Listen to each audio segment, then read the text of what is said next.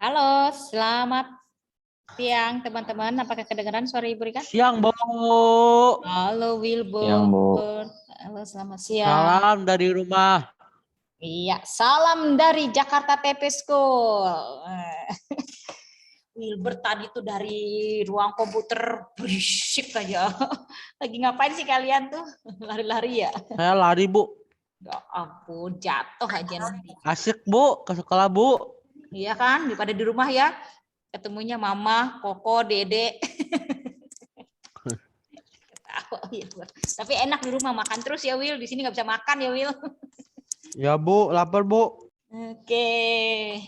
Baik teman-teman, sebelum kita mulai penilaian lisan kita, mari kita berdoa terlebih dahulu agar apa yang kita pelajari dapat bukan pelajari ya, yang kita presentasikan dapat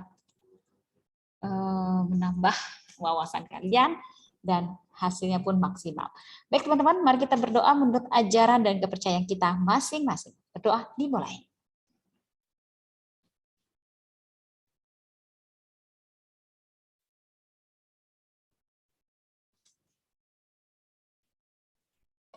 Berdoa selesai. Baik, Ibu absen terlebih dahulu ya.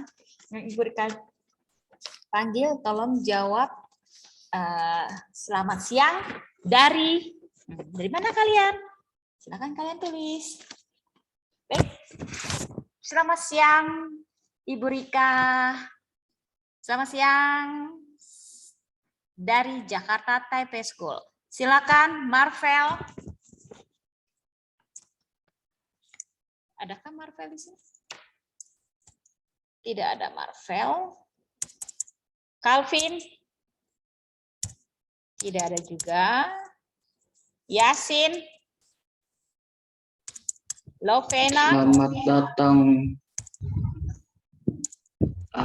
dari Karawaci. Jauh sekali. Lovena tidak ada juga. Nolan? Tidak ada juga. Pada kemana ini ya? Bentar, Ibu catat dulu. Kelas 9 BI. Oke, Nolan tidak ada. Lovena juga tidak ada. Calvin, Marvel juga tidak ada.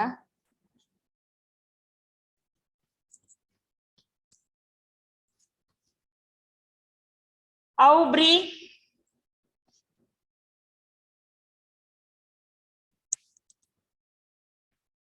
Tidak ada juga Aubrey. Halo. Oke, ada Nolan baru masuk. Lalu Stephen.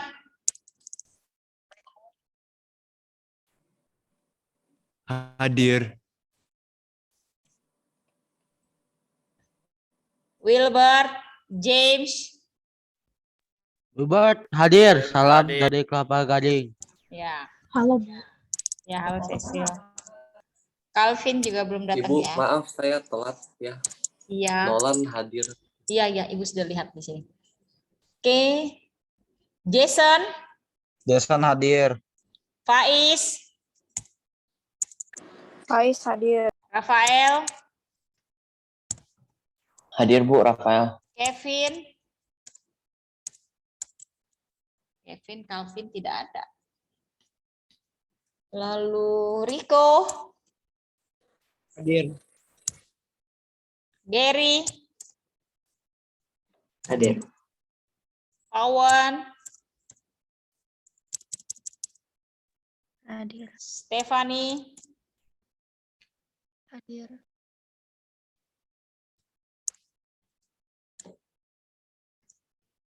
Kaylen.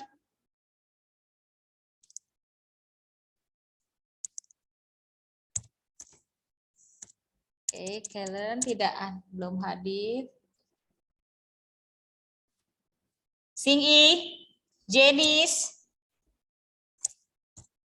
Tumben Jenis tidak ada.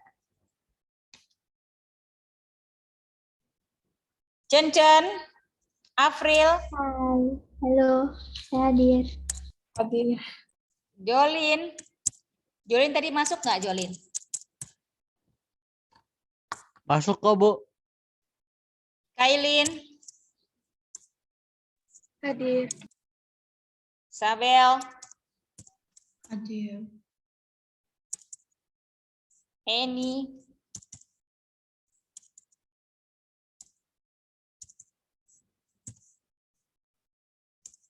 Eni tidak ada ya? Wow, 5 orang tidak hadir. Oke, Pancang. Calvin, Kevin, Kailen, Jenis, Eni kemana ya?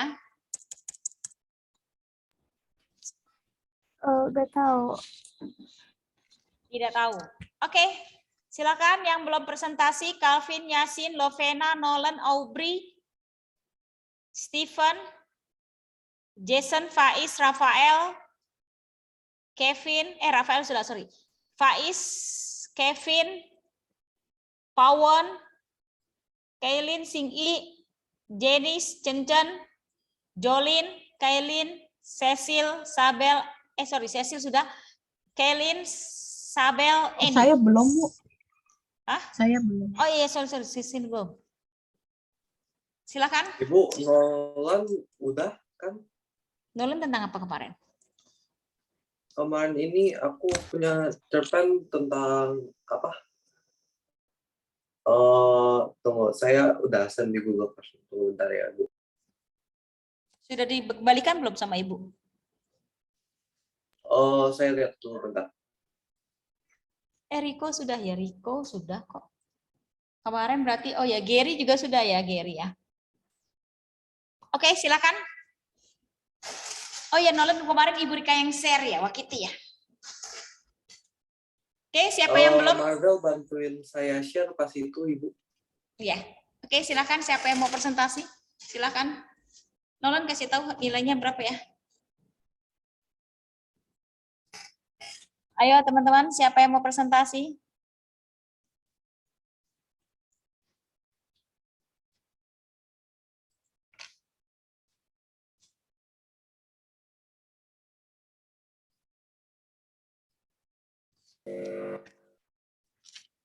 Ayo. Tidak ada yang mau presentasi? Jika tidak ada, berarti Ibu selesaikan. Yang lainnya ini berarti yang belum ambil nilai, Ibu kasih nilai kosong, kecuali tadi Nolan ya. Ibu, aku mau presentasi. Silakan. Ibu share screen dulu. Ibu buka share screen-nya.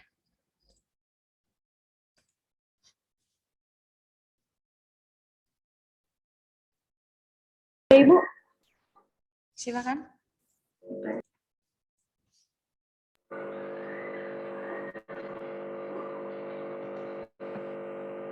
Ibu Rika boleh gak habis Jenis aku presentasi? Boleh. Terima kasih. Kembali kasih. Waduh, kecil-kecil amat jenis. Oke, silakan. Ibu, kecil ya. Nggak apa-apa, kan kamu yang baca ya, kalau Ibu nggak bisa baca. Ya, aku yang baca. Oke, gini. Ini novelnya, ini karyanya siapa? Aprian Dorini ya? Aprian Dorini. Oke. Silakan. Selamat siang Ibu dan teman-teman. Hari ini aku akan mempresentasikan Arin dan Mimpi. Arin berasal dari keluarga yang cukup harmonis, yang terdiri dari ayah, ibu, dan dengan 2 anak perempuannya. Mereka itu Arin dan Rati. Karena keterbatasan dana sejak SMP, Arin sudah bersekolah jauh dari orang tuanya. Dia tinggal bersama saudara dari keluarga ibunya.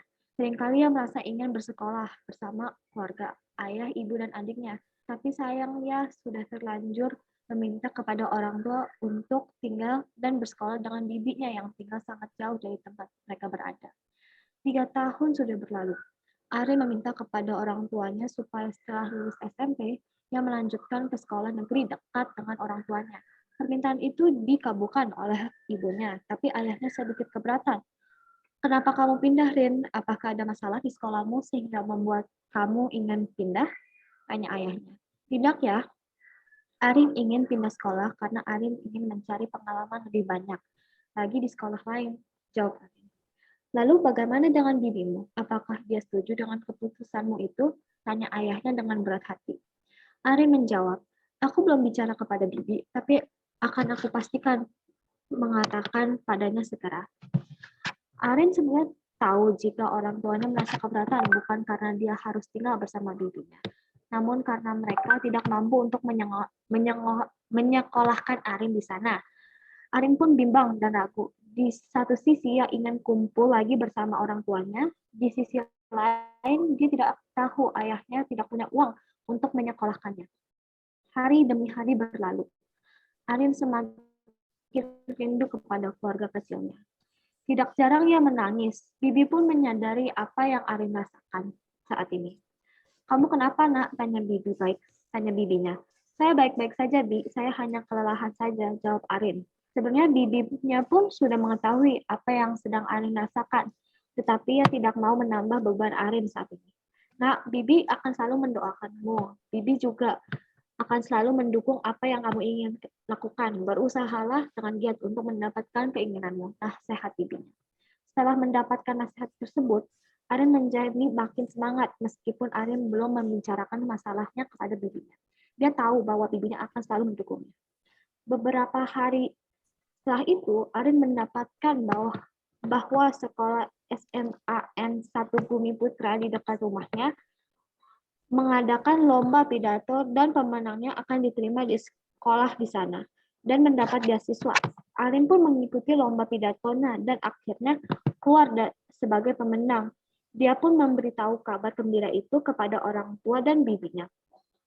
Pada awalnya mereka belum menyetujuinya, namun setelah mendapat penjelasan dari Arin, akhirnya permintaannya diperbolehkan oleh orang tua dan bibinya. Tapi sayang, pihak sekolah sempat menahan Arin karena prestasi-prestasinya. Sekolah tidak mengizinkan Arin pindah ke SMA lain karena ia membawa prestasi cemerlang. Tetapi setelah mendesak kepada kepala pemimpinnya, akhirnya Arin diperbolehkan pindah. Dia sangat senang sekali, tapi juga sedih. Ketika berpamitan dengan teman-temannya yang dia sayang, Arin berpesan kepada teman-temannya untuk selalu semangat dan giat dalam belajar dan juga tidak melupakannya. Ketika masuk tahun ajaran baru, Arin pun bisa kembali berkumpul bersama orang tua. Dia berkumpul bersama ayah, ibu, dan adiknya. Rasa rindu yang sangat mendalam dapat berkumpul bersama keluarga walaupun makan lauk sambal akan terasa lebih nikmat bila berkumpul bersama. Unsur instruksinya. Temanya kebersamaan keluarga. Latarnya di rumah bibi, sekolah Arin, dan rumah Arin. Suasananya sedih, tidak jarang dia selalu menangis hingga larut malam. Bahagia, dia pun memberitahukan kabar gembira itu kepada orang tua dan bibinya. Haru, dia juga sedih ketika dia berpamitan dengan teman-temannya yang sayang padanya.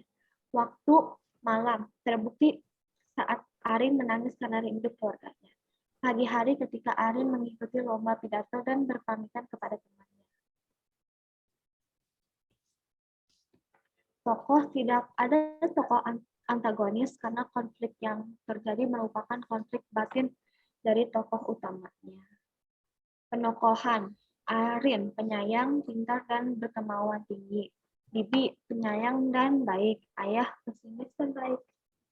Moral value-nya, jangan menyerah dengan keadaan karena setiap masalah pasti ada jalan keluarnya. Unsur ekstrinsiknya,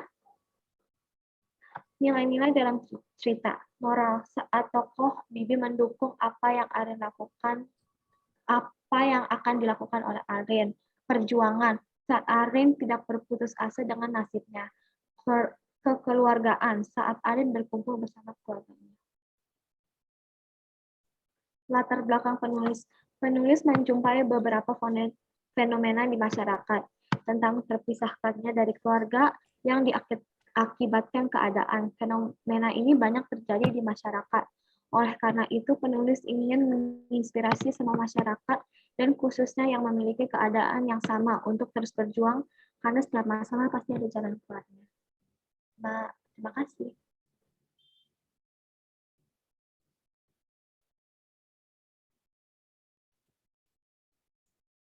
Oke, kenapa kamu ambil judul ini? Karena Hmm? karena aku kan entar SMA mau pindah sekolah, terus ke Taiwan, terus pasti jauh dong dari keluarga dan teman-teman yang di Indonesia. Jadi menurut aku bisa ada relate sama story ini. Oke, jadi ini yang jadi sumber kamu. Rencananya kamu SMA-nya mau ke Taiwan langsung, menyusul teman-teman kamu yang sudah di sana duluan ya? Iya. Oke, sudah siap kamu jauh dari orang tua? Ya, dibilang siap juga belum, Bu. Oke, karena tidak mudah loh, semua ngurus semua sendiri, memanage semua sendiri. Kalau di rumah kan kalian hanya tinggal belajar saja ya. Kalau di sana kalian belajar, mempersiapkan semua sendiri, makan dan lain-lain. Mungkin di dorm ada makanan ya. Tapi kalau misalnya satu dormnya itu temennya oke, nggak apa-apa. Kalau satu temennya nggak enak, ya itulah suka dukanya. Tapi membuat kamu menjadi lebih mandiri. Oke, bagus sekali. Tadi nilainya moral value kamu tulisnya ya. Yang usahakan kalau dalam bahasa Indonesia tetaplah pakai bahasa Indonesia ya. Oke, terima kasih Jenny. Silakan lanjut. Siapa lagi? Aku Ibu. Ya, silakan. Aku share screen ya Ibu. Ya. Oke. Oke. Terima kasih. Halo semuanya, halo Ibu Rika dan teman-teman. Hari ini aku akan menceritakan suatu cerita cerpen yang berjudul Melupakan Prioritas Hidup. Mari kita mulai. Suara alarm berdering begitu nyaring mengusik tidur nyenyaknya seorang Nathan. Dia enggan membuka mata namun akhirnya terpaksa ia buka. Oh Tuhan, Nathan kaget melihat jam. Ternyata sekarang sudah pukul 7 pagi. Nathan langsung bergegas mandi dan tanpa sarapan ia berangkat ke kantor. Sesampainya Nathan di kantor, Nathan telat mengikuti pertemuan pagi ini karena telah dimajukan lebih awal dari biasanya. Dengan alasan Bapak Direktur ada keperluan di luar kota. Permisi Pak, saya boleh masuk? Tanya Nathan izin kepada Bapak Direktur yang memimpin pertemuan. Silakan masuk. Tapi maaf, proyekmu digantikan oleh saudara Arkan. Kenapa, Pak? Saya hanya telat 15 menit. Maaf, saudara Nathan. Ini bukan masalah lama atau tidaknya Anda keterlambatan. Namun ini tentang konsistensi Anda dalam bekerja. Jelas Bapak Direktur dengan tegas. Langsung seketika, Nathan hanya bisa terdiam dengan wajah pucatnya. Setelah pertemuan ini selesai, Nathan berjalan gontai pergi menuju meja kerja miliknya. Ada apa, Nate? Kok telat? Memang salah saya. Saya semalam begadang nonton bola, sampai melupakan proyek penting yang sangat menguntungkan bagi saya. Oh alah, harusnya kamu harus lebih mengurangi hobimu. Sambung Mary sedikit memberi nasihat. Unsur intrinsik cerita ini, terutama temanya adalah tentang prioritas. Tokoh dalam cerita cerpen ini ada Nathan, Bapak Direktur, dan Mary. Latar di kantor. Latar waktu pagi hari. Sudut pandang orang ketiga. Alur maju dan amanat adalah melakukan hal yang penting terlebih dahulu. Bahasa yang digunakan adalah bahasa baku, dan saya tidak ketemu latar pengarang, jadi tidak ada. Ini adalah pendapat dan opini saya. Buat saya cerita ini sangat bermoral, apalagi bagi orang kaya aku, dan ceritanya pun tidak berbelit, karena tidak panjang dan mudah untuk dimengerti. Setelah membaca cerpen ini, saya lebih mengerti atas pentingnya waktu, apalagi saat nanti kerja.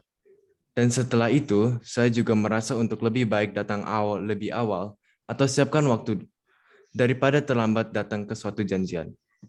Terima kasih Ibu Rika dan terima kasih teman-teman. Oke, bagus sekali ya, tadi udah dijelasin ya. Kita harus tepat waktu, punctual ya. Oke, terima kasih. Terima kasih, Bu. Steven, silakan yang lainnya.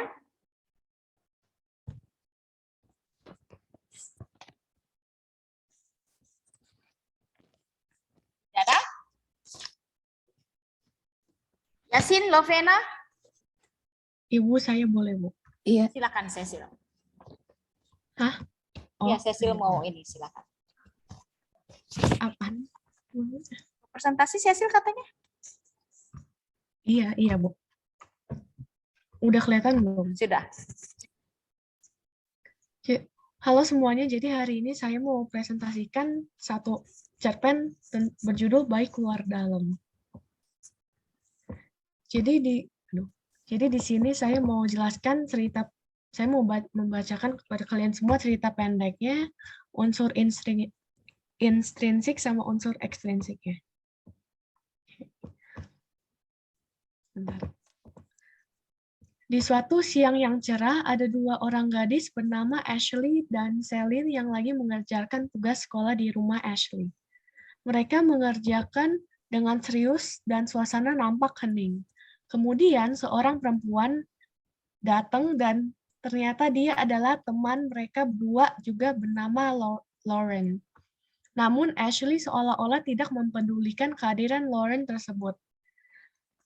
Ash, itu di depan ada Lauren sedang nyariin kamu. Buruan kamu temui dia. Sudah sejak tadi dia nungguin kami di sana. Ujar Celine yang lagi mengerjakan tugas di rumah Ashley. Bilang saja ke Lauren yang ada di depan rumah itu kalau aku sedang pergi kemana atau nggak ada gitu ya. Perintah Ashley kepada Bibi yang bekerja sebagai pembantu di rumahnya. Iya non, Bibi sampaikan. Ash, kenapa kamu seperti itu sama Lauren? Dia pastinya sudah datang jauh-jauh. Kenapa kamu usir? Nggak enak kan? Kasihan dia. Dia juga anak yang baik, Ash. Ujar Ashlyn yang menasihati Ash. Ujar Celine yang menasihati Ashley. Dari luarnya dia memang orang yang baik, ramah, dan juga manis. Tapi masa kamu mengukur sifat seseorang hanya dengan itu saja? Dia itu manis di luar, namun di dalamnya pahit tahu. Jawab Ashley dengan rasa setengah sinis. Maksud kamu pahit gimana, Ash? Celine kembali bertanya. Dia itu sering membicarakan keburukan orang lain. Bahkan di belakang ia sering membicarakan temannya sendiri. Pokoknya banyak yang tidak dapat aku jelaskan, Sel. Lihat saja diri kamu. Kamu memang judes, ceplas-ceplos denganku, dan berpenampilan seperti orang yang cuek. Namun setidaknya kamu memiliki hati yang tulus, Sel. Bukan sahabat yang dari luarnya baik, namun dalamnya busuk. Dalam dunia pertemanan, aku tidak butuh tampilan luar seseorang, Sel. Yang paling penting itu sifat baik seseorang, ucap Ashley kepada Celine. Jadi ini unsur intrinsiknya. Temanya itu persahabatan atau sifat seseorang. Tokohnya protagonis Celine, antagonis Ashley, dan tritagonisnya Lauren. Sudut pandang orang ketiga, amanatnya itu kita tidak bisa mandang seseorang hanya dari fisiknya saja. Mungkin yang dari luar kelihatan baik, isi di dalam hatinya belum tentu sama. Alurnya alur maju. Dan ini unsur ekstrinsiknya. Bahasanya itu gaya bahasa komunikasi dan latar belakang penulis. Jadi penulis mungkin aja pernah merasa mempunyai teman yang bersifat baik di depan tapi buruk di dalam. Latar belakang masyarakatnya itu, latar belakangnya ingin disampaikan di cerpen ini itu bahwa kita tidak bisa menilai orang dari satu sisi. Kita juga harus lihat dari berbagai sisi seseorang agar kita ketahui sifat dia yang sebenarnya terhadap kita.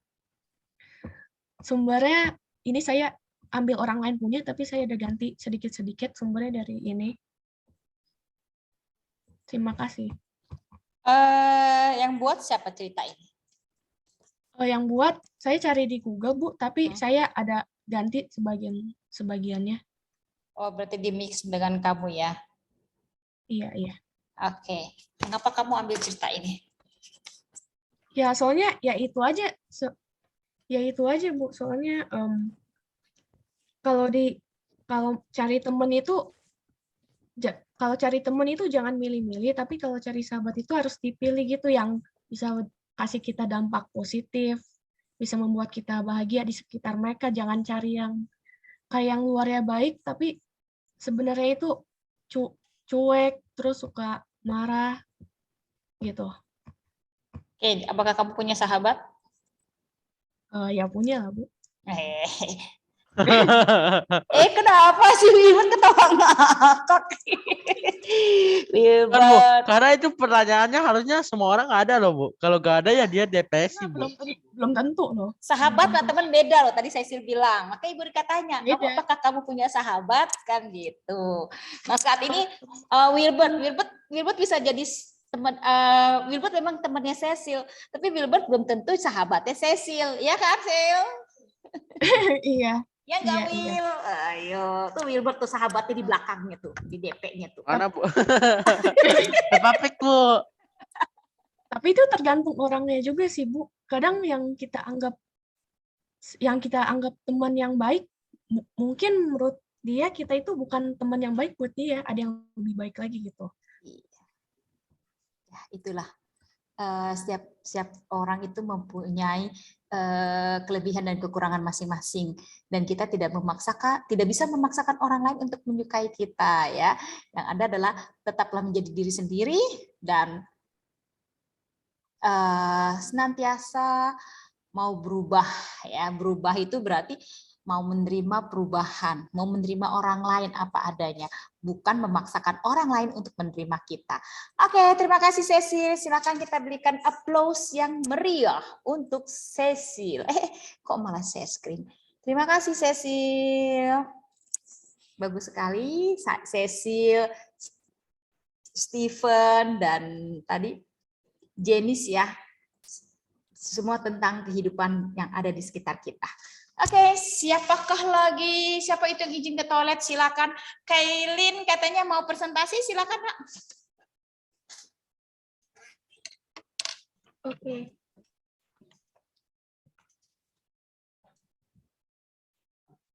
Selamat siang semuanya. Hari ini saya akan mempresentasikan analisis cerpen tentang cerpen Semut dengan Merpati.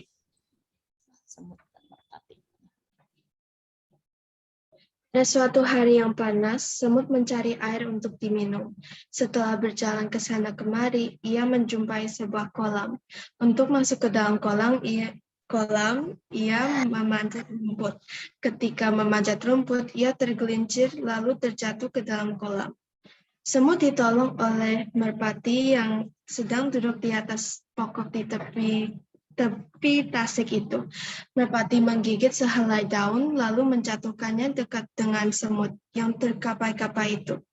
Semut bergerak ke arah daun lalu memanjat daun itu. Akhirnya daun hanyut ke tebing kolam. Semut naik ke tebing kolam lalu berjalan ke pangkal pokok. Pada ketika itu, seorang pemburu burung hendak melemparkan jeratnya ke arah Merpati. Semut menggigit kaki penjerat burung, penjeratnya pun merasa sakit dan melepas jeratnya. Lalu Merpati terbang dari situ untuk menyelamatkan diri. Unsur intrinsiknya. Temanya persahabatan dan saling tolong-menolong. Alur maju. Latar ada di sungai. Penokohannya ada 3, yaitu semut, merpati, dan juga pemburu. Amanat yang kita bisa ambil adalah kita harus menolong sesama.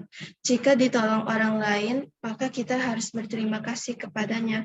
Dan jika ada kesempatan, kita juga seharusnya membalas budi baik orang tersebut sesuai kemampuan kita.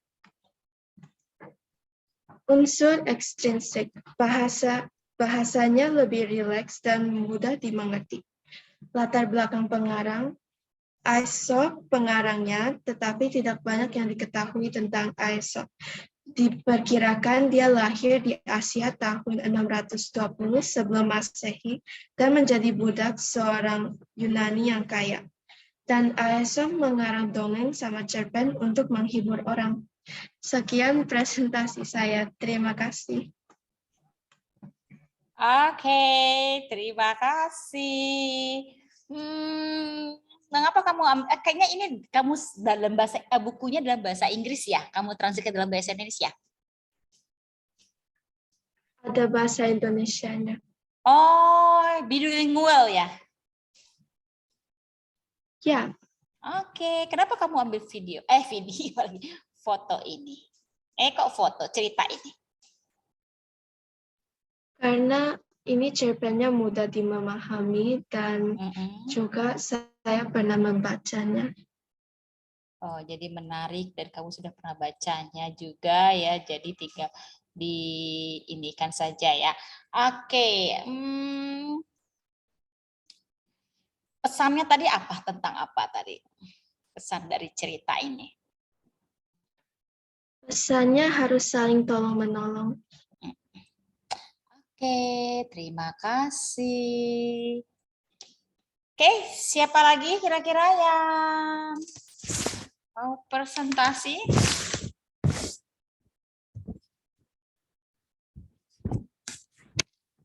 Masih ada waktu 8 menit, silakan.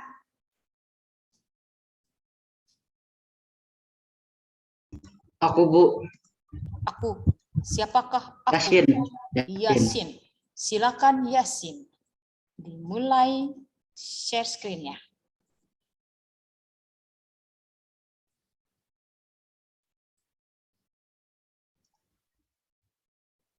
Selamat sore, Ibu Rika.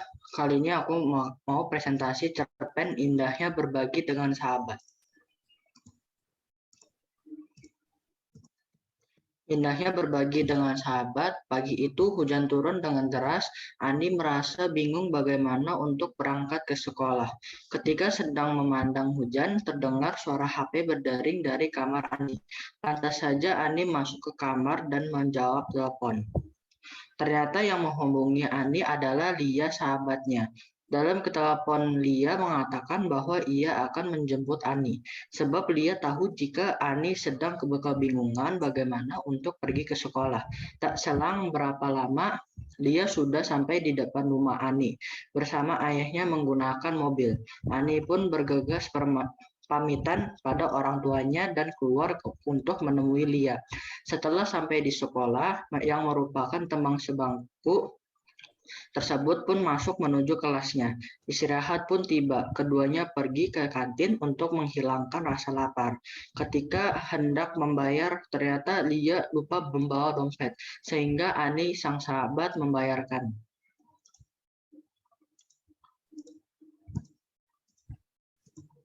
Unsur intrinsik cerpen ini temanya adalah persahabatan. Tokohnya Ani dan Lia, latar rumah Ani, latar waktu pagi hari, alur maju, sudut pandang orang pertama.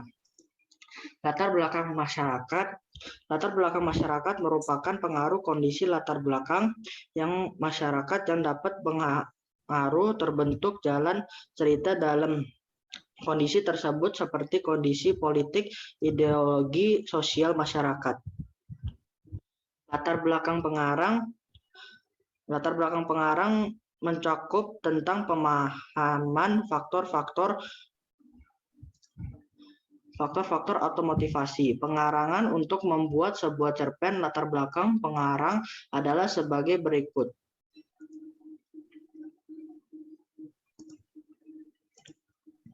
Kesimpulan cerpen ini menurut saya ini bisa jadi pelajaran kita untuk kalau teman-teman kita ada kesusahan, kita harus membantunya. Cerpen ini menurut saya adalah cerpen bagus, bisa ajarin orang-orang harus saling membantu satu sama lain. Terima kasih. Wow, bagus sekali ya, Yasin. Itunya ceritanya, cerpennya ya. Bu, saya boleh gak habis Yasin, Bu? Semoga menginspirasi. Ya bolehlah untuk Jason, masa tidak boleh ya. Oke, yuk. Bagus sekali ya cerpen-cerpennya dari beberapa teman-teman kamu hari ini. Terima kasih. Silakan Jason.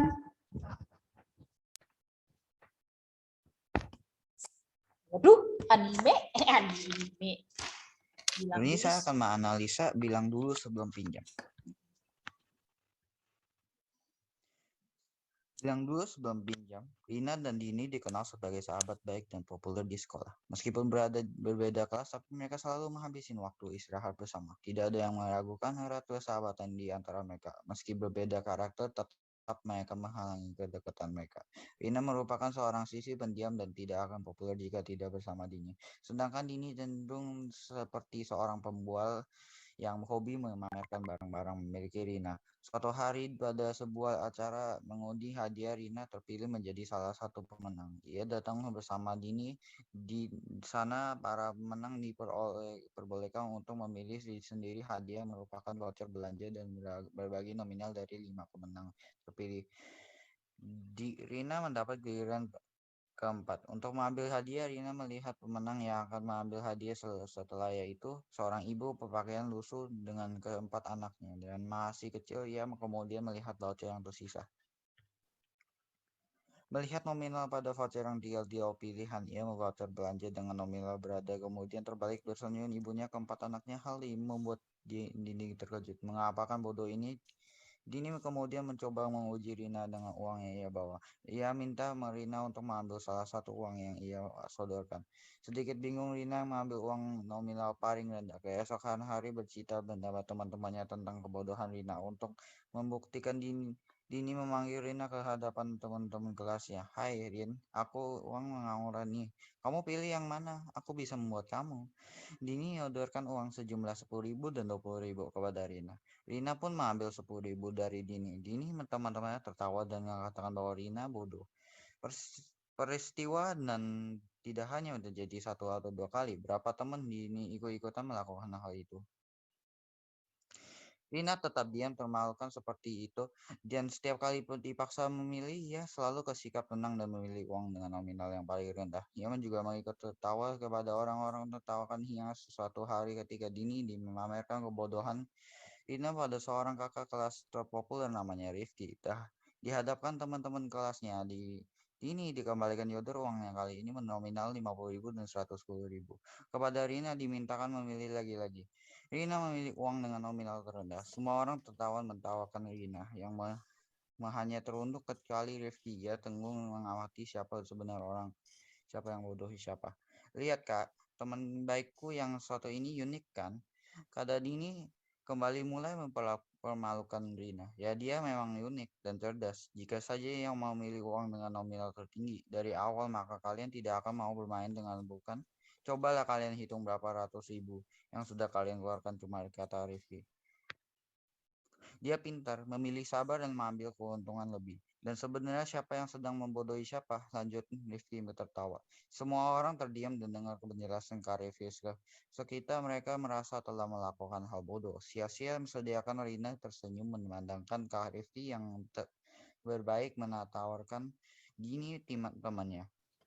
Pada akhirnya lagi Rina temannya yang baik itu selalu ada memberikan tambahan hasil tidak duga meskipun dibayar kesabaran, tetapi tidak apa. Setiap pembuatan pasti ada bayaran dan pembuatan dibayar dengan uang serta rasa malu. Unsur intrinsik. Temanya adalah kesahabatan dengan Rina dan Dini. Tokohnya ada Rina, Dini, dan Rifki. Unsur intrinsik, alurnya maju. Amanatnya jangan menjadi orang yang sombong dan jadilah orang harus pintar. Latar tempatnya adalah di sekolah. Unsur intrinsik, latar belakang penulis. Penulis kayaknya pernah kejadian ini pas dia masa kecil dan latar belakang sosial. Penulis bikin cerita ini untuk membiar kita jangan jadi orang bodoh dan jangan sombong. Nah, ini adalah Susti. Terima kasih. Ini adalah. Wah, bagus sekali ya Jason ya. Tapi masih ada kata-kata yang tidak, kamu menggunakan kata tidak baku ya.